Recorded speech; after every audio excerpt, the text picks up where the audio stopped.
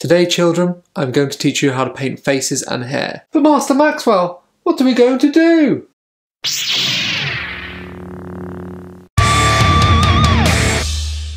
Welcome back to Lizard of Doom. I am Max. I'm going to teach you. Please don't mouth things when I say them. Sorry. You're not Max. That was really distracting. So many times. Welcome back to Lizard of Doom. I am Max. Good. I'm going to teach you a really nice way to paint your faces and hair in on miniatures in under 15 minutes. So like and subscribe, leave a comment and help me with the algorithm. Thank you. Is that from Star Wars? This is from Star Wars, yeah, that's a Jedi mind trick. Screamer Pink is going to be the base colour for this paint job. We are not going to be using washes, so we're going to be coming up from the darkest colours to shade our recesses. A little bit on a wet palette, and then thin down quite a lot with water so we can get some nice even coats. We're going to be doing at least 2 thin coats of this Duncan Road style. That is the best way to get the smooth texture without filling in any of the little details on miniatures like this. Especially in the face region, it's really important to keep all of the details of this model you can. Faces are one of the most important parts of the model that people look at immediately, so it is very important to keep them nice and crisp and detailed. Once you've done that, it'll look a little bit like this. Very strange, looks like an alien from a Marvel movie, one of the Guardians of the Galaxy movies probably. Next is Bugmans Glow. We're working up through Games Workshop's classic skin recipe. This is treated the same, put on the wet palette and add a little bit of water to thin it down. We're going to be building up slowly, a mix between layering and glazing, somewhere in the middle we're landing. You're going to want to get your paints to a very thin consistency like this. This is how you can test that with your finger and your thumb. People who say Bugman's Glow isn't a realistic skin tone, I beg to differ. Take a little bit off on paper or indeed on your hand. The paper can dry out a little bit too much sometimes, so take a little bit off before you start, just so you're not flooding the model with colour or water, and then build up on the higher areas. Once you've built up nice colour on the higher areas, you can then move to the deeper areas, but not hitting the very darkest shadows. They are going to stay that nice pinky purple colour of Screamer Pink. But you do not want too much of it. You want this to be the main tone of your model. Once you have built up that slowly over the face, you'll need to move on to the next layer. The next colour will be Cadian Fleshtone. We're going to treat this in much the same way that we treated the 2 previous paints. I cannot express how much a wet palette is useful. In this, it keeps your paints thin for you, they do not dry out, and it actually helps to thin them down too. You don't have to add as much water as if you're using a dry palette. And the paints last for days on this baby. So that is a tool you definitely want in your arsenal as a miniature painter. Again, the consistency test, and it looks like we're just about there. Lovely. Take a bit off on my hand, just so I'm not overloading the model, and work onto the higher sections of the face. This is where I start picking up highlights like cheekbones, the nose, the lips, and the chin where the light would hit it. Also the forehead, aiming more towards the top of the model's face, because that is where the light is coming from in this scenario. As you can see, I've glazed and layered my way up to a smooth skin tone. This is due to the lots of repeated thin coats. And something about working in thin coats means that they dry quickly, so you can move on to the next layer again and again. Kislev Flesh will be the next colour in this face painting extravaganza. Just a tiny bit on the palette, we don't want to waste too much. We are going to again thin it down, just water. I rarely use medium, and then we go with the consistency test again. Is this how I like it? Yes, this is something you'll get the feel for over time. Now taking a little bit off again and making sure that brush is at a nice point with the paint on, we're going to be going in for some fine detail on the face. This is to work in smaller areas than we did the last layer of Cadian Fleshtone, just really at the upper edges of things, making sure we're about to bring things out like his facial muscle structure and his cheekbones, and all the top edges of things like his nose, ears, and forehead. We have left the eye sockets very dark at this point. This is on purpose. He hasn't got pink eye. I promise you, this is on purpose. You will see why in a minute. The final highlight on skin tone is going to be this Ushabti bone. Now this is quite a jump, so we'll be only working in small little spots with this. A little bit thinner, but maybe not as thin as we'd previously gone. We don't want to be doing as many layers of this because we don't want to miss the tiny spots we've put on before. I think I only did 2 thin layers of this one in everywhere it needed it. So again, make sure your brush is at a lovely, nice point. It's important to use a very fine tip to your brush for this.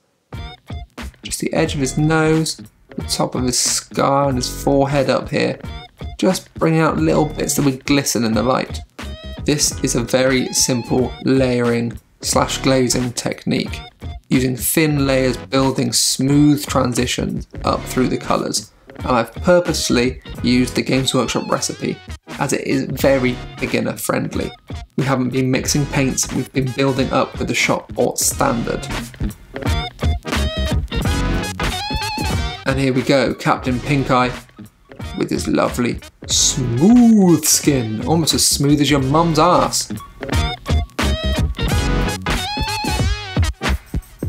Now, eyes and pupil placement is a very hard skill to master. You need to put in time and practice to get this right.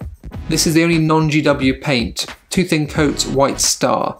I find this a lot better than the Citadel white, as that can be very, very chalky. I'm not actually thinning it this time, just using it raw and ready.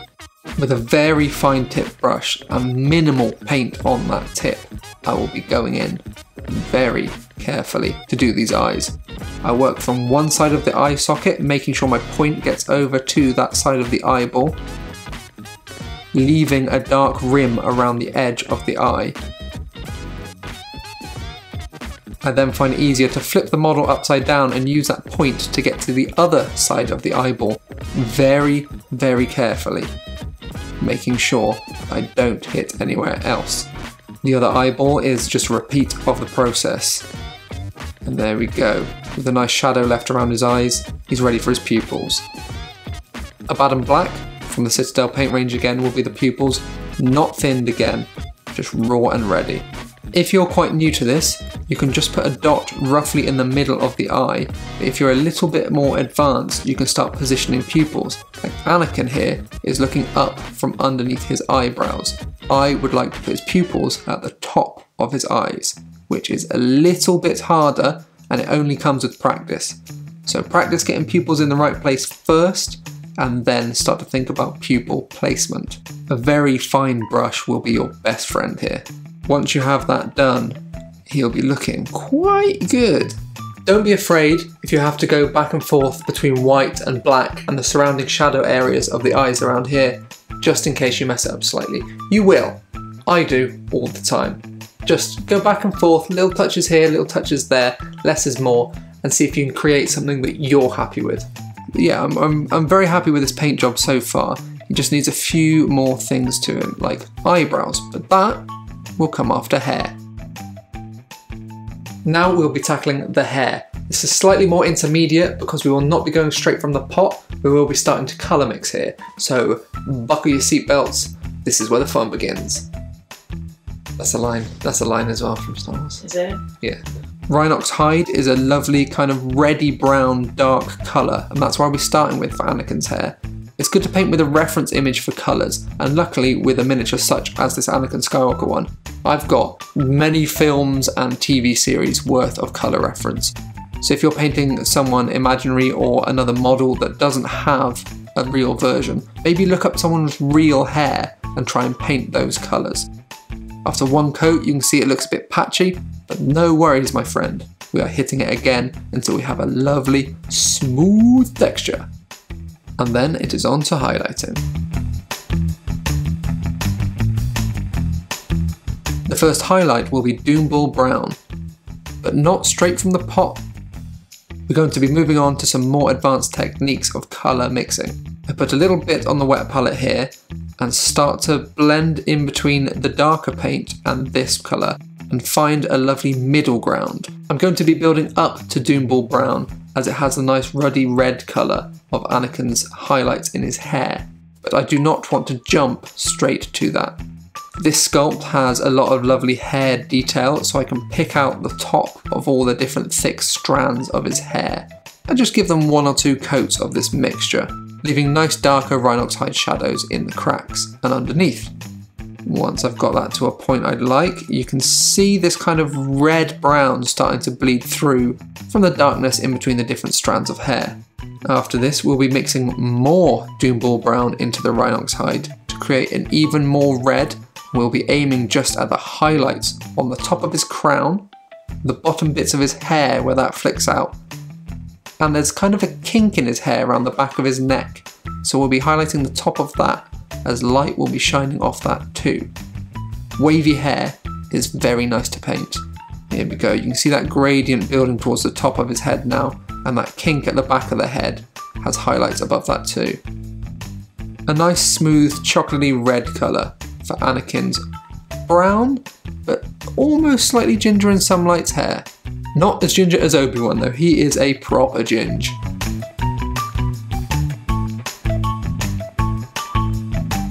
Now we'll be using straight Doombull. We've brought it almost all the way up to it. Now it's time to do small areas within those layers. After this, we are going to be jumping to some extreme highlights to show the shine on Anakin's lovely glossy locks. Deathclaw brown or Obi-Wan ginger is the best colour for this, I have decided. I will be doing a similar thing to the mixing I've done before, where I find a nice middle ground between Doombull brown and Deathclaw brown to start with. Mixing these colours, you can kind of add more of each to your own pleasure. Find the colour that you want to find in amongst these two.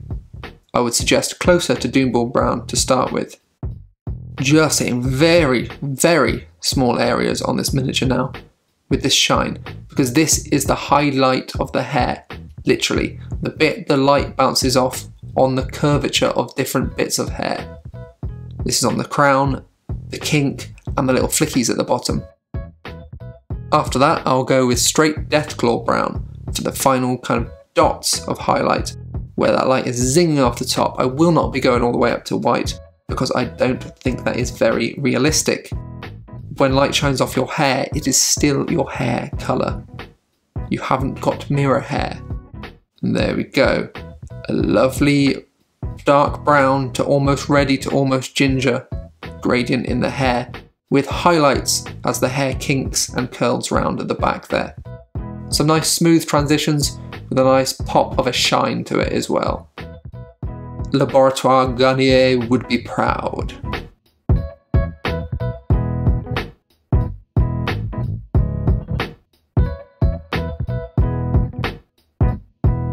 Now that he's looking lovely, he just needs some eyebrows. I went back to the Rhinox hide and very carefully painted a thin line on the top of his eye socket, where I thought his eyebrow would be. I want him to look very serious as he stares out from underneath those thick, luscious brows, and I think I've achieved it. Just be very careful with this one. Now on some more natural light, this is what you'll see in real life. If you would like to see all of the flaws in your paint job, try filming it up close with studio lighting for thousands to see on YouTube. However, this is a little bit further away and more natural light, an idea of how you would see it in person. So thank you for watching this far. You've made it to the end of the video. Thank you to all my lovely Patreons. Here they are. If you would like to join them, link up there now. Link in the description as well. All of the paints that I've used in this will be listed in the description as well. So like, subscribe, and we will see you next time. Remember, it's not a pile of shame, it's a pile of... Stop mouthing things as I say them.